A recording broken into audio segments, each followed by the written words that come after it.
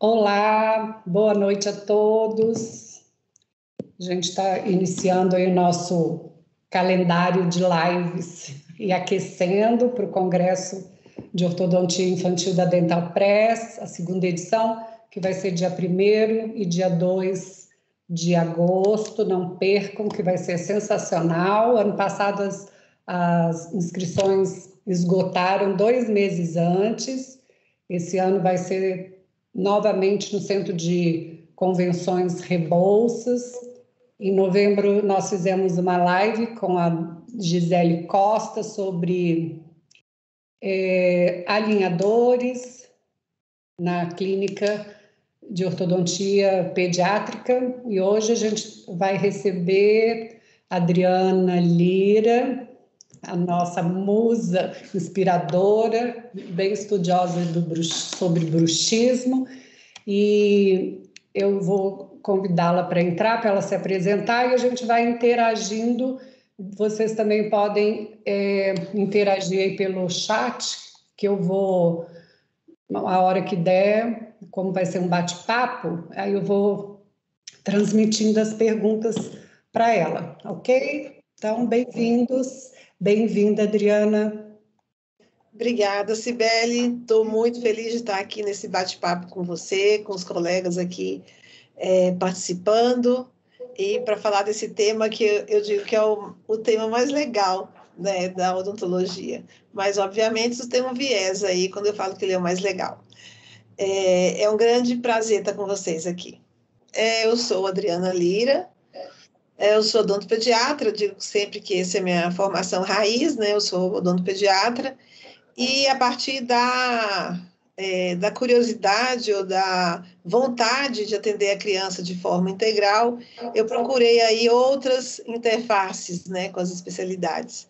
Então, eu sou especialista em odontopediatria, eu fiz meu mestrado na área de DTM dor orofacial na Unifesp, o doutorado e o pós-doutorado eu fiz na USP, também na área de bruxismo, e eu sempre trabalhei nessas linhas de pesquisa com crianças com necessidades especiais. E o bruxismo apareceu na minha vida, na verdade, eu me debrucei mais sobre ele no doutorado. No meu mestrado, eu estudei DTM em crianças com paralisia cerebral, e no doutorado eu me debrucei mais para entender a influência de fármacos no bruxismo de crianças com paralisia cerebral.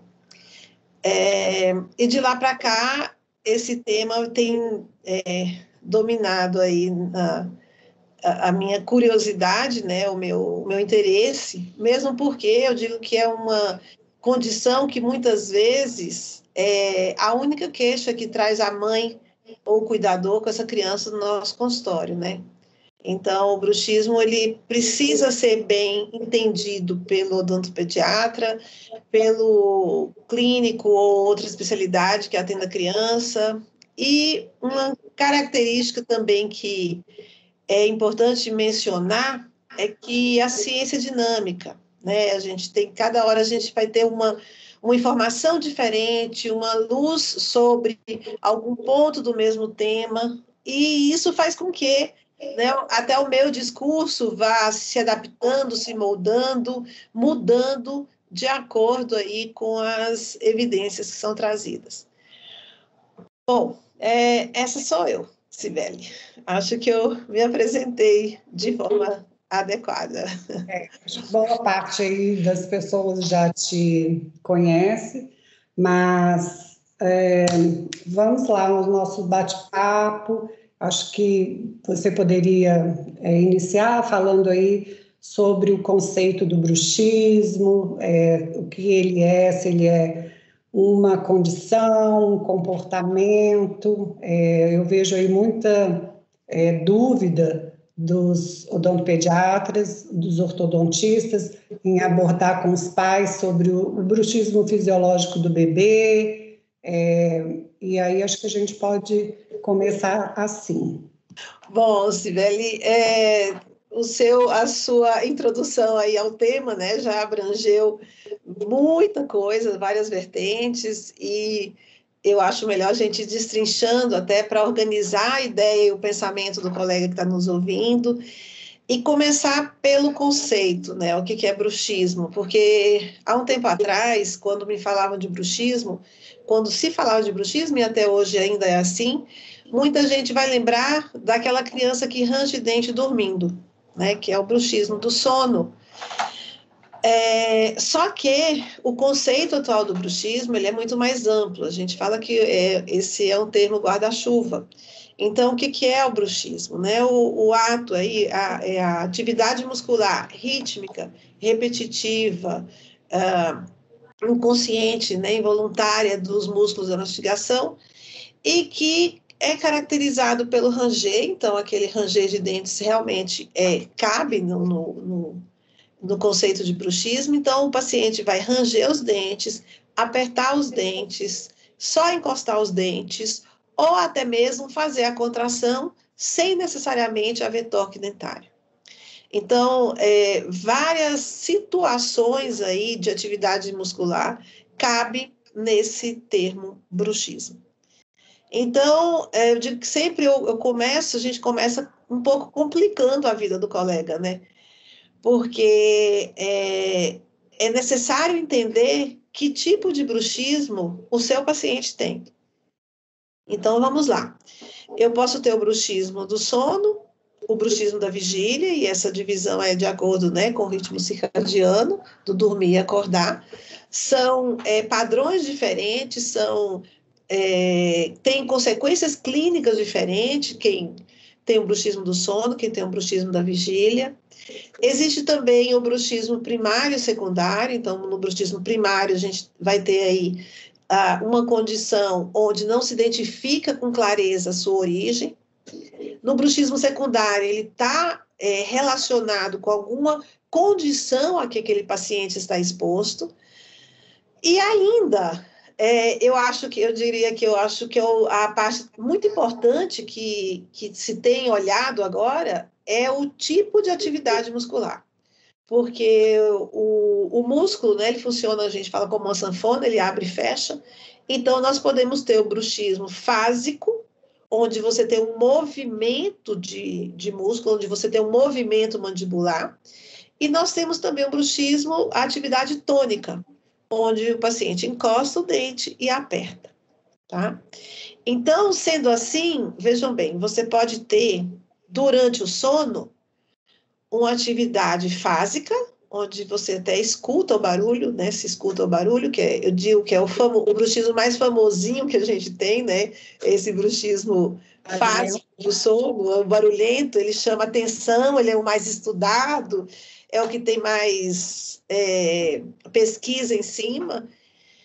E vamos ter o tônico, que não faz barulho, que pode acontecer também durante o sono. Então, muita gente aperta os dentes dormindo, né? Isso ocorre também, tanto no adulto quanto na criança. Então, vocês vejam que, de cara, a gente já complica um pouco a vida, né, do colega, porque chegou com bruxismo, tá, mas e que tipo de bruxismo? Então, o diagnóstico precisa ser feito, né, destrinchado. E um não é excludente do outro, ou seja, o mesmo indivíduo pode apresentar vários tipos de atividade muscular, né? Então, o conceito ampliou. Hoje em dia, o conceito está bem mais amplo. Seguindo aí o que a Cibele falou, da questão do bebê, né, Cibele? Sim, é importante. A gente falar da questão do bebê, e aí existe essa terminologia do que é fisiológico, né? Então, se a gente for procurar o que é fisiológico, é uma coisa natural, normal, esperada, e que vai aí passar com o tempo, né? O fisiológico, por exemplo, a regurgitação do recém-nascido, ela aquele refluxo, ele é fisiológico, ele passa de acordo com o crescimento e amadurecimento neurológico desse bebê, né, e físico, vai desaparecendo. Agora, do bruxismo, a gente não tem tanta informação que nos permita afirmar com certeza que esse bruxismo da infância ele seja fisiológico, né, que ele seja uma coisa esperada. Se falava muito, por quê? Porque do ponto de vista epidemiológico, as crianças elas têm mais bruxismo do sono do que os adultos. E essa frequência tende a desaparecer com a idade. Então, se dizia que isso era uma coisa normal, comum, que era fisiológico.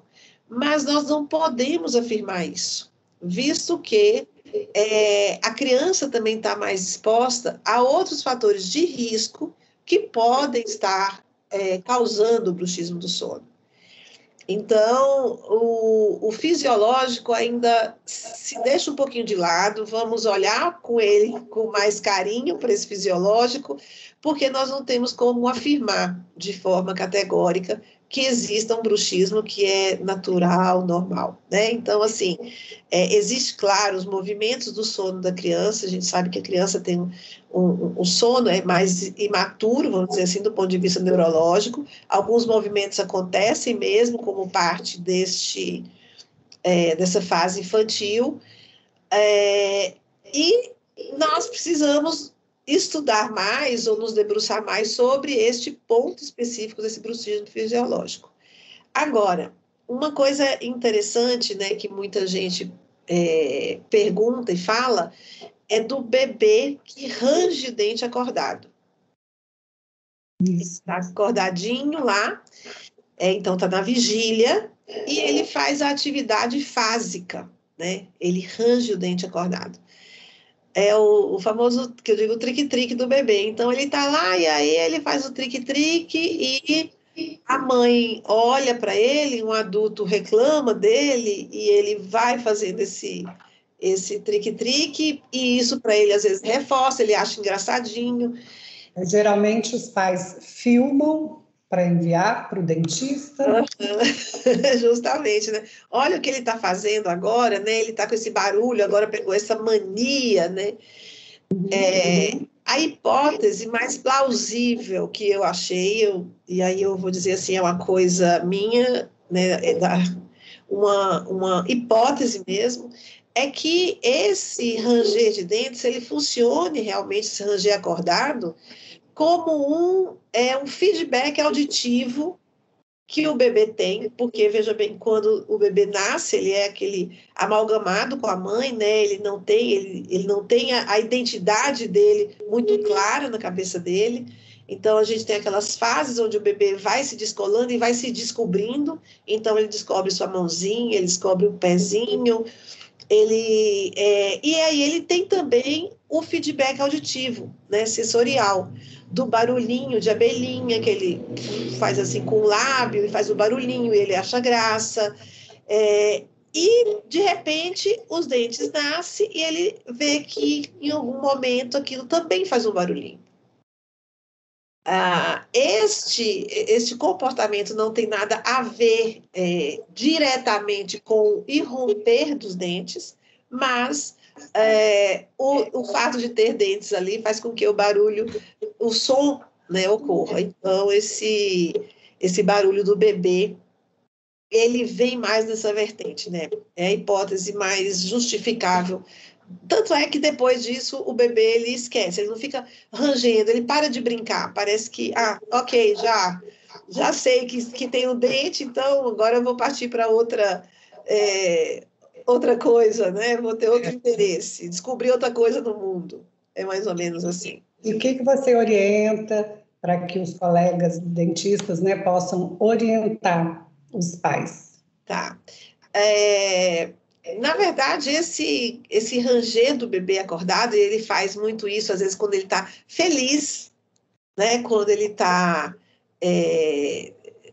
ansioso, assim, quando ele fica muito eufórico também, ele faz e logo ele solta. É uma coisa que ele é temporário, né? A gente não tem muito o que intervir.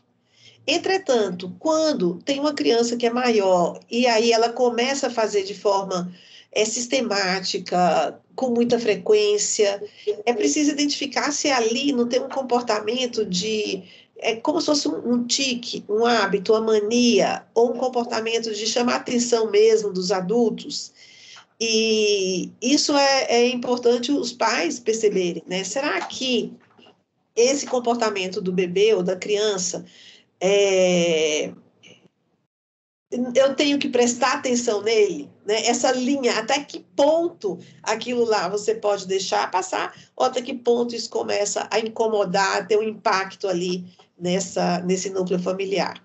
Então, muitas vezes é isso, né? O que a gente orienta é não chamar a atenção da criança sobre aquele comportamento específico. Então, tá fazendo um barulho, tá? Distrai, olha, filho, olha isso aqui, né? Olha aquilo outro. Então, tira o foco dele daquilo. Porque se ele faz para chamar a atenção do adulto e o adulto reforça isso, então a chance dele abandonar este padrão de comportamento é muito menor, né? Então, o distrair a criança parece ser o mais assertivo nesses casos. Ok. Outra coisa, a gente recebe muitas dicas dos pais, assim, de colegas. Olha, eu estou com um paciente, 5 anos de idade, ele está rangendo muito, e o que eu faço? Eu coloco uma placa, eu encaminho para psicoterapia, e aí já é uma fase de 5 anos. Tá. Nestes casos, né, a primeira coisa que a gente pensa é o porquê essa criança está rangendo, né? Vamos lá, a gente veio com a informação, a família traz a informação do barulho, do ranger de dentes, e nós temos que verificar se essa criança tem algum fator sistêmico, principalmente, que pode estar associado com a questão do ranger dos dentes, tá? Então, as questões sistêmicas, principalmente as questões respiratórias, elas cursam muito com o fato da criança ranger os dentes. Então, a primeira coisa é o dentista, o ortodontista, o odontopediatra, o clínico, investigar esse padrão respiratório, tá? E para isso, Cibele, existem alguns questionários até validados, por exemplo, identificação de apneia do sono, né? Além de uma anamnese. Isso, que esse todo mundo tem acesso aí à internet. Isso. Vai ser tema da nossa próxima live em março, que é considerado, comemorado aí o Dia Mundial do Sono, e aqui no Brasil, a ABS Sono, ela tem como calendário a Semana do Sono. Então, eu combinei com a Dental Press, e vai participar a Júnia Serra Negra e a Lívia Versiani. Aí a gente vai discutir sobre questionários. Sim, exatamente. E o questionário pediátrico do sono, né, ele traz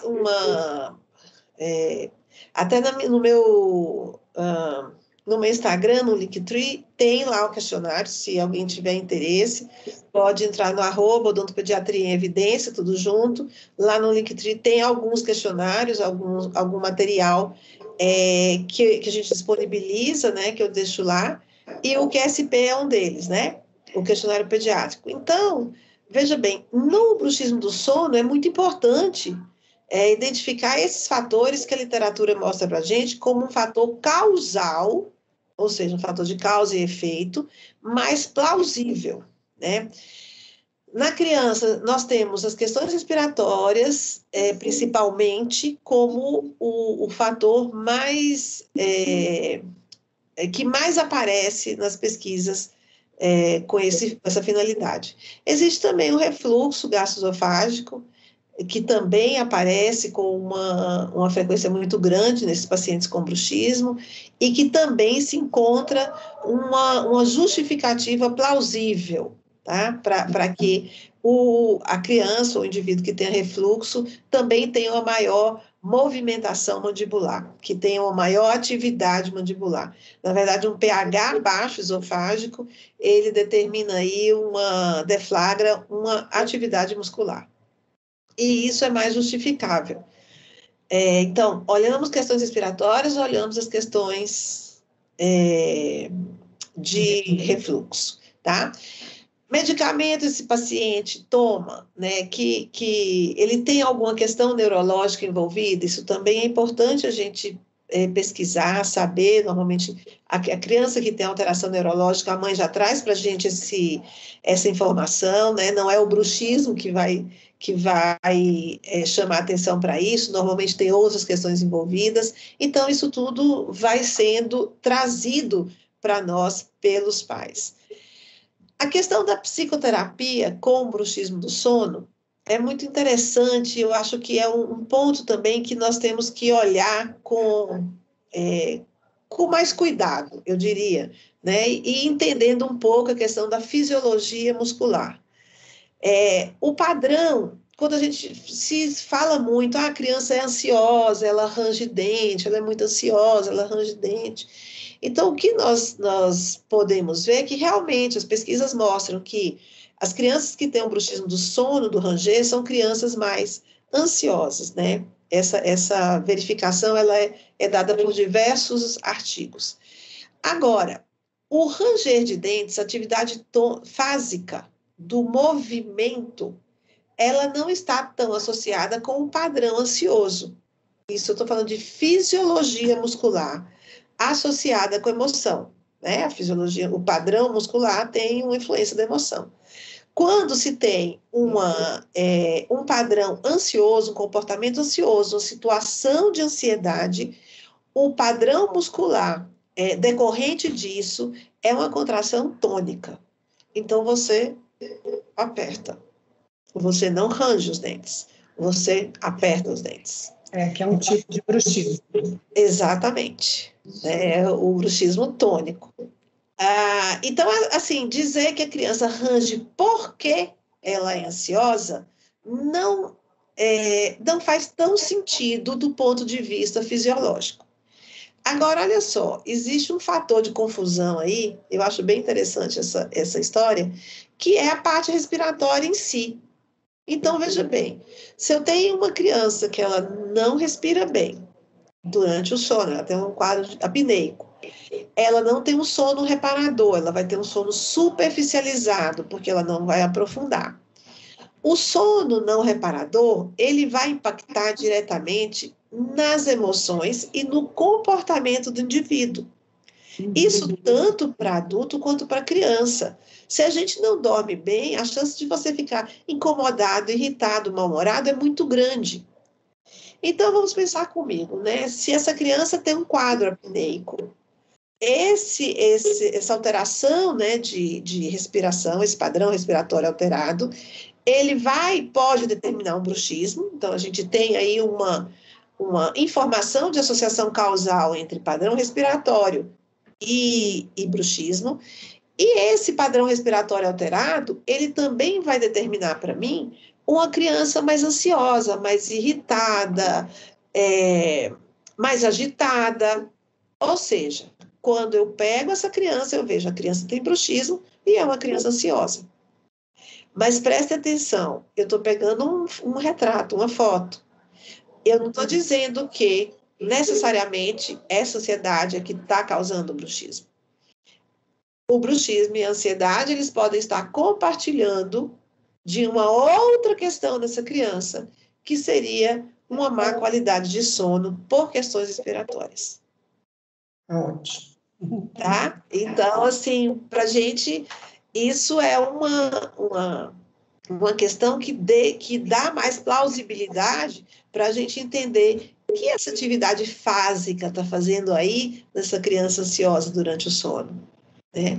Porque se você for pensar bem, quando nós estamos ansiosos, tensos, a gente não range dente acordado. A gente aperta. A gente tensiona. E outra coisa, como você lida com os desgastes dentários? Assim, você faz algum diagnóstico diferencial pelo bruxismo? A criança que tem o refluxo pode gerar as erosões, também é um desgaste. essa questão diagnóstica, o desgaste, ele é muito subjetivo, a avaliação de desgaste. Mesmo com os scores, né, a gente tem aí uma tentativa de quantificar isso com scores, mas eu posso olhar uma criança, você pode olhar outra, eu falo isso aqui é um score 2, você fala, não, Adriana, isso aqui é um score 3. Isso está muito desgastado, isso não está desgastado. De forma geral, o desgaste sozinho, isso é muito importante dizer, ele não fecha um diagnóstico. A gente precisa do relato dos pais, do cuidador dizer, faz o barulho, né? Entre o desgaste por bruxismo e a erosão, nós temos essa diferença, uma diferença muito grande, né? Porque a erosão é um desgaste por dissolução química. Então, você tem uma diminuição de pH intraoral e você tem perda de estrutura dentária por dissolução química. A característica clínica do desgaste químico é uma característica clínica diferente. Você tem uma concavidade ali na palatina, na lingual. Na palatina, às vezes, fica né, até mais reto, mas na oclusal ele fica mais côncavo.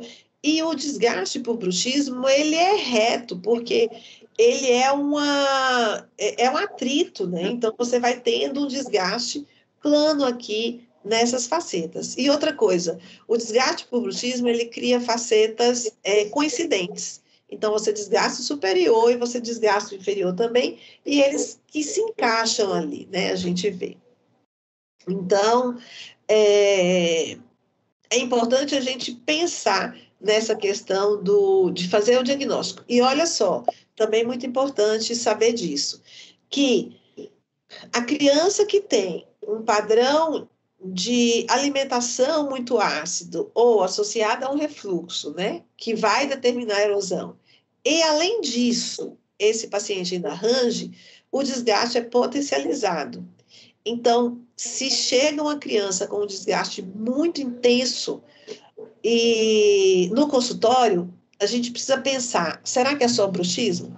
Como é que está a alimentação dessa criança, né, em termos de refrigerantes, sucos de frutas cítricas, etc, etc. Tem uma pergunta aqui da Caroline Binda, perguntou, e os casos que a criança não tem respiração bucal ou outro transtorno respiratório do sono e a mãe não relata ansiedade e nem clinicamente percebemos isso. Qual a possível fator causal? Qual o fator causal? Tá bom, Caroline, vamos lá. Se você já fez aquela, né, vasculhou ali os fatores associados secundários, não identificou nada, essa criança, e ela ainda assim tem um padrão de ranger, nós podemos pensar que você está diante de uma criança com bruxismo primário, que é aquele bruxismo onde a gente não identifica a causa, né? Eles falam do fator idiopático, ou você pode estar também em um quadro onde essa criança tem um padrão genético de atividade muscular, determinada geneticamente. Então, a genética é um fator que está presente também na etiologia do bruxismo, tá? Então, a gente precisa pensar nisso. Ok. E outro, o barulho noturno, quando a criança range muito e interfere no sono dos pais ou do irmão, de quem compartilha o quarto. Sim, essa é uma questão, é o que mais reclamam, né? Ele faz um barulho muito alto, ninguém quer dormir com essa criança, porque esse som incomoda, esse barulho incomoda. E é o seguinte, a gente sabe que a placa, né, a placa de acrílico, o dispositivo intraoral que vai cobrir todos os dentes, que vai proteger os dentes do desgaste, ele é recomendado colocar no período intertransitório da dentição mista, tá? Então, a gente não tem uma indicação para essa placa na dentição decídua, porque o desgaste do dente por si só não traz um prejuízo para essa criança.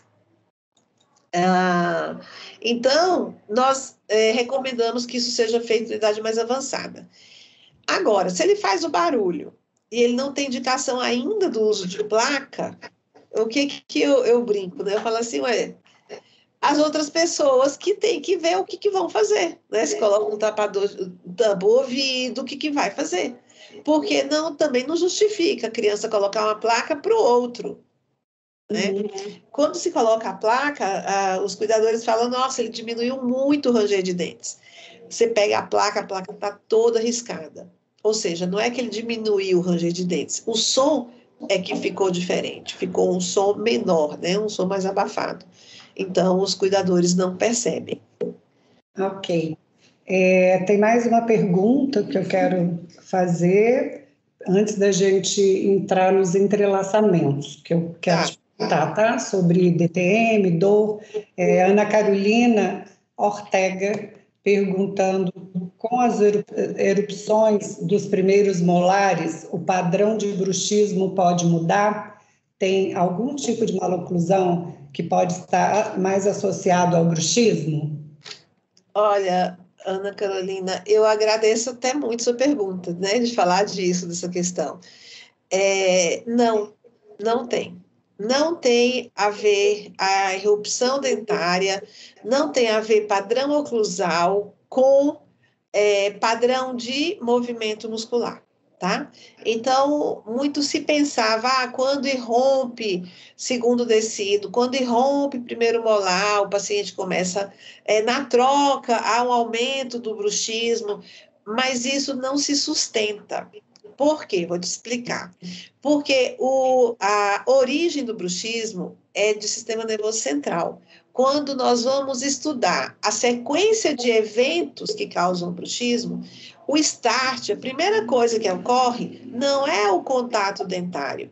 O contato dentário é a última coisa que ocorre. Então, nós temos alterações fisiológicas, neurofisiológicas, que vão determinar esse movimento. Então, se o paciente tem um dente, 2 dentes, 3 dentes, se ele não tiver dente, essa mandíbula vai movimentar da mesma forma, tá?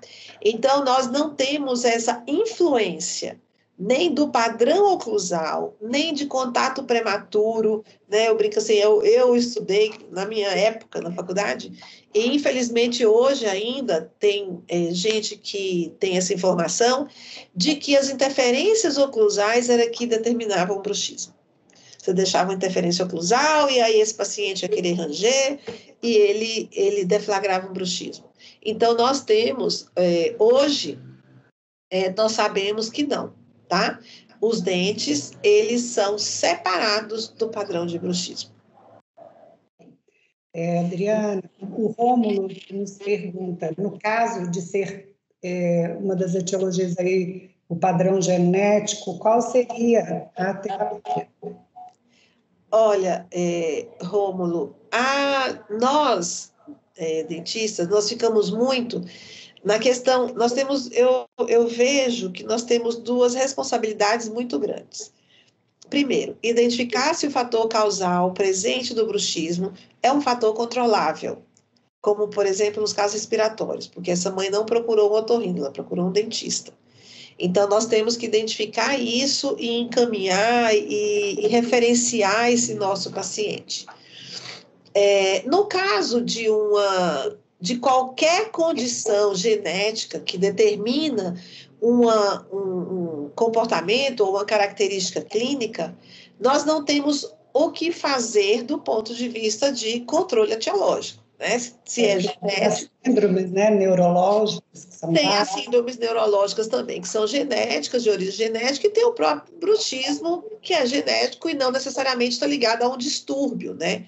Alguma alteração neurológica. Nesses casos, esse padrão, ele não é flutuante, ele não é modulado. Nós não temos essa capacidade de modular esse padrão de bruxismo. Então, nesses casos, a gente tem realmente que fazer a proteção dentária, né, instituir a placa e colocar esse paciente em observação. tá? Porque existem pacientes e nós temos uma diversidade de fenótipos, né? O que é fenótipo? É o que nós estamos vendo no nosso paciente, é o genótipo mais o meio ambiente. Nós temos uma diversidade de fenótipos de bruxismo muito grande.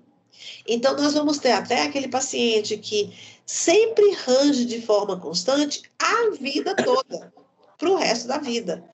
Vai ter o paciente que tem um bruxismo flutuante. Ah, eu arranjo um pouco, aí para, aí voltou a ranger não sei quanto tempo depois, aí parou. Então, nós vamos ter essa diferença.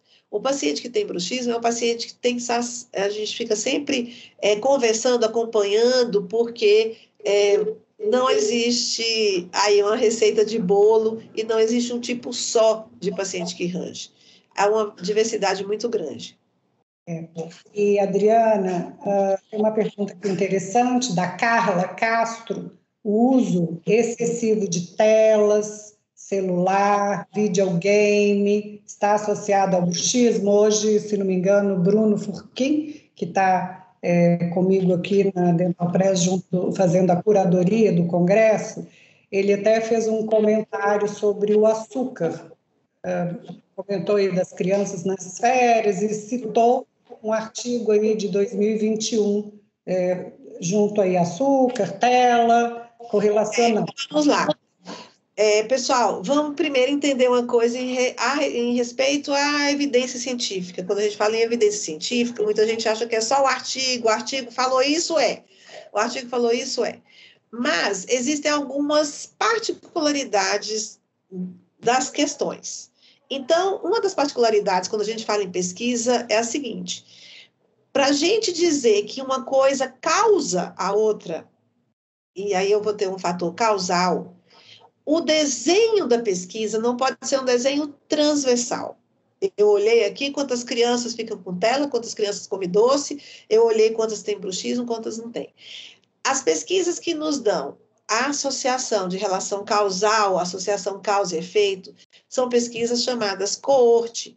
Elas vão avaliando os mesmos indivíduos ao longo do tempo e observando o que aconteceu, os desfechos que apareceram e o que aquele indivíduo tinha de influência, tá? Então, as pesquisas transversais, elas podem nos chamar a atenção para algum ponto e ela só estabelece uma causa e efeito se ela preencher os critérios, que a gente chama critérios de Rio, que também não vem ao caso eu conversar aqui com vocês, mas voltando à questão das telas, né, que você falou, nós não temos ainda uma evidência robusta de que isso cause o bruxismo. Como a gente tem por exemplo, nós temos uma pesquisa em adultos de que a higiene do sono ela não teve influência no parâmetro de bruxismo. O indivíduo tem uma higiene do sono, técnica de relaxamento muscular, isso não influenciou no padrão. Obviamente que nós devemos recomendar, e hoje em dia todos os pais sabem, né, que o uso excessivo de telas ele é prejudicial tanto para criança quanto para adulto, né, mas que nós não podemos afirmar com tanta convicção, olha, você está rangendo o dente que você fica muito no celular. Nós não temos ainda essa informação de relação causal. Já tem a influência da luz. Sim, a gente tem a influência disso no sono, principalmente no início do sono. Na verdade, é na indução do sono, né? Então, nós não temos a fragmentação do sono por conta disso, mas a indução, a mudança do ritmo circadiano, o dormir mais tarde, a sonolência matutina maior. Então, nós temos uma alteração no padrão do sono que vai impactar na produtividade dessa criança, que vai impactar nas suas relações pessoais, nas suas emoções, né, como eu mencionei, mas nós não conseguimos afirmar com tanta categoria que isso vá provocar, aumentar ou diminuir bruxismo. E a Andréia Rocha pergunta se a placa no período intertransitório pode ser utilizada até iniciar o segundo período transitório. Sim, André, a gente utiliza a placa, assim, até quando parar de usar a placa? Até quando o seu paciente estiver rangendo, tá? Então, eu não tenho, assim, coloquei no período intertransitório, vou usar até o final do segundo período. Então, eu estou dizendo que o período intertransitório eu mencionei porque você tem contatos de dentes permanentes. E aí, qual é a importância? Você evitar o desgaste, que é um desgaste indelével, que é um desgaste irreversível, nos dentes permanentes que vão ficar nessa criança pro resto da vida, né? Então, eu não tenho... Até quando eu paro de usar essa placa? Eu vou usar a placa enquanto meu paciente ranger os dentes. Que é aquilo que eu falei, eu não sei se ele vai parar de ranger o ano que vem ou se ele vai ranger a vida toda, né? E aí nós temos que fazer este acompanhamento, tá? Uma coisa importante também, até de falar, aqueles mamelos, né, que a gente chama de flor de lis, que os dentes permanentes jovens aparecem, às vezes fala assim, não, ele está rangendo, mas ó, não tem desgaste ainda. Mas nós não vamos querer que o dente, que aquilo se desgaste com o bruxismo. Aquilo precisa se desgastar de forma fisiológica. Então, se tem o relato dos pais, dos responsáveis, que há o ranger noturno durante a noite, a placa deve ser instituída, tá? Ok. E, Adriana, eu queria fazer aqui mais uma última pergunta, se alguém tiver dúvida, pode escrever aí no chat. Qual que é o entrelaçamento aí? Bruxismo, DTM, dor? Tá. Super importante essa pergunta. Origem aí, né? Odontogênicas. Tá, Cibele, muito importante essa pergunta, porque há uma confusão muito grande, né? Bruxismo e dor. Então, muita gente acha assim, ó, o paciente tem bruxismo, ele tem dor. Ah, ele tem dor, quer ver que ele tem bruxismo? E aí nosso mantra número 1, né, que é bruxismo não é DTM. São entidades diferentes. São coisas diferentes, pessoal. O bruxismo, eu disse para vocês, ele está associado a movimento. DTM é uma condição clínica caracterizada por dor orofacial, som articular, alteração de movimento mandibular. É uma coisa, não tem relação direta com a outra. O que eu quero dizer isso? Nem todo mundo que tem bruxismo tem dor ou DTM, e nem todo mundo que tem DTM dor tem bruxismo. O bruxismo é um dos fatores de risco para DTM. Mas para a DTM se instalar naquele indivíduo, o bruxismo sozinho não adianta. Ele precisa ter outras condições biológicas, né, que deixem esse indivíduo susceptível para que ele desenvolva DTM. Não existe uma causa linear entre bruxismo e DTM, tá? Então, é isso. Bruxismo não é DTM. Nem todo mundo tem bruxismo, vai ter DTM e vice-versa. Tá. A Andressa Arantes pergunta, fazemos uma placa com um expansor, com guias caninas, por exemplo? Não precisa fazer com guia, Andressa pode fazer a placa lisa, você pode usar um torno, sim, parafuso expansor na região mediana. Esse parafuso é para você acompanhar o crescimento transversal do seu paciente. Não existe um protocolo para te falar, olha, você vai ativar a cada tantos meses, você vai dar um quarto de volta. Não. Quando a placa estiver desajustada, muitas vezes é esse quarto de volta que você dá no parafuso que faz ela encaixar como uma luva. Tá? Então, esse parafuso ele serve para a gente não precisar ficar trocando a placa com muita frequência para este paciente, né? Para não onerar essa família. Então, a gente faz a placa com parafuso para ir acompanhando e adaptando nesse crescimento transversal. E tem sempre a pergunta se essas placas são removidas em geral, se elas impactam no crescimento. Olha só. Às vezes ela, né, pode ser porque não encaixa mesmo, mas... Exatamente. O mais plausível aí, né, é que o crescimento ele vai desadaptar a placa. O crescimento ele é soberano. Nós temos aí, isso aí é trabalho de Bijorg, né, trabalho de quem estudou muito crescimento craniofacial. Você tem aí uma velocidade de crescimento transversal de maxila muito lenta, né, da infância à fase adulta, aí, cerca de 3 milímetros em distância intercânea e intermolar. Então, é muito lento. E o uso da placa é intermitente. Então, esse uso intermitente, ele permite o potencial genético de crescimento ósseo. Obviamente, pessoal, que você não vai colocar uma placa no seu paciente e falar, Deus te crie, né? Você vai colocar a placa e vai ficar observando esse paciente. Então, obviamente, essa oclusão você também está observando. Mas há uma segurança muito grande em colocar a placa e não ter o travamento transversal da maxila, porque o uso é intermitente. Eu estou comentando aqui no chat que estamos finalizando. Se tem mais alguma pergunta, ficaria horas ouvindo sobre esse assunto. Ai, que delícia! Eu também ficaria horas falando sobre esse assunto.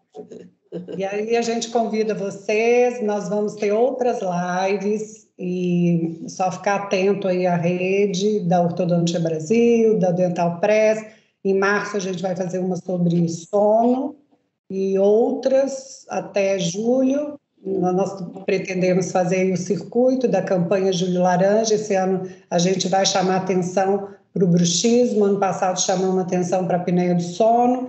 E convidamos todos vocês. Agora, dia 31, vai ter virada de lote. Aproveite para se inscrever. O congresso ano passado foi sensacional. 2 meses antes esgotaram-se as inscrições, porque vai ser no Centro de Convenções Rebouças novamente, e a gente tem capacidade para 600 pessoas. Não percam, porque ano passado foi um verdadeiro espetáculo. E esse ano promete, são palestrantes diferentes, está vindo aí o primeiro simpósio, que eu ainda não assisti no Brasil, sobre a apneia do sono infantil, com uma equipe aí fantástica que está com os consensos na cabeça, na ponta da língua. Está vindo